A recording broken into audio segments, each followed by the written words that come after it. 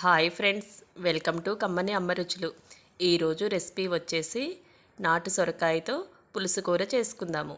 ఇది ఎలా ప్రిపేర్ చేయాలో చూద్దాము. ఈ నాటు సొరకాయలు కూరైనా పులుసైనా రుచి చాలా బాగుంటుంది.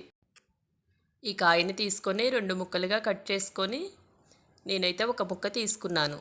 దీన్ని పై పొట్టు మొత్తం తీసేసి ముక్కలు కట్ చేసి పక్కన ఉంచాలి. ఇప్పుడు స్టవ్ మీద ఒక గిన్నె పెట్టి ఒక 3 స్పూన్లు శనగపిండిని వేసుకొని స్టవ్ని లో ఫ్లేమ్లో ఉంచి కలుపుతూ అడుగు మాడిపోకుండా శనగపిండిని పచ్చివాసన పోయే వరకు వేయించుకోవాలి.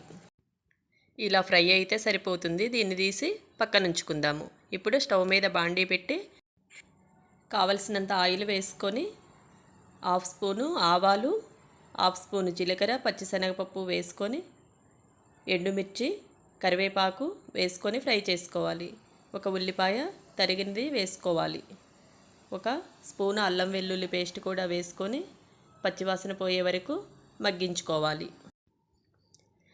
ఉల్లిపాయ ముక్కలు మగ్గాయి. ఇప్పుడు కోసి పెట్టుకున్న సొరకాయ ముక్కలను వేసుకుందాం. ముక్కలు మరీ చిన్నగా కాకుండా మీడియంగా ఈ సైజు ముక్కలు కట్ చేసుకోవాలి. పులుసుకి ఇలా అయితే బాగుంటాయి. ఇవి వేసుకొని ఒకసారి కలుపుకుందాము.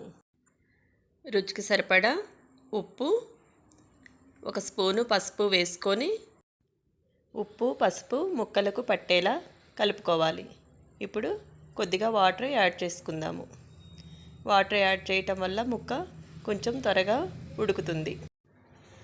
మూత పెట్టి ముక్క మెత్తబడే వరకు మధ్య మధ్యలో కలుపుకుంటూ ఉడికించుకోవాలి. ముక్క ఉడికింది. ఇప్పుడు తగినంత కారం వేసుకొని పచ్చివాసన పోయే వరకు కలుపుతూ ఉడికించుకోవాలి. ఇలా ఉడికించుకున్నాక 2 టేబుల్ స్పూన్లు ధనియాల పౌడర్ వేసుకొని ఒకసారి కలుపుకోవాలి. ఇప్పుడు చింతపండు పులుసు వేసుకుందాము. వేసుకొని కలుపుకోవాలి.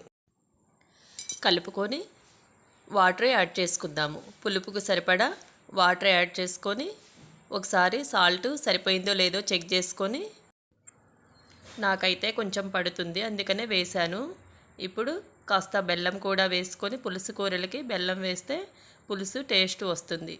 బెల్లం కూడా వేసుకొని కలుపుకొని ఆయిల్ తేలే వరకు ఉడికించుకోవాలి. ఇలా ఆయిల్ తేలాక ముందుగా వేయించి పెట్టుకున్న శనగపిండిని 2 స్పూన్లు తీసుకొని వాటర్ కలిపి ఉండలు లేకుండా ఇలా కలుపుకొని ఈ పులుసులో వేసుకోవాలి. ఈ శనగపిండి వేయటం వల్ల పులుసు చిక్కదనము వస్తుంది, టేస్ట్ బాగుంటుంది. ఒకసారి కలుపుకొని చివరగా సన్నగా కట్ చేసిన కొత్తిమీరని కూడా వేసుకొని స్టవ్ ఆఫ్ చేసుకుందాము. సొరకాయతో పులుసు కూర రెడీ అయింది. ఈ కూర రైసు, చపాతీ, రోటీల్లోకి కూడా చాలా బాగుంటుంది. Thank you for watching.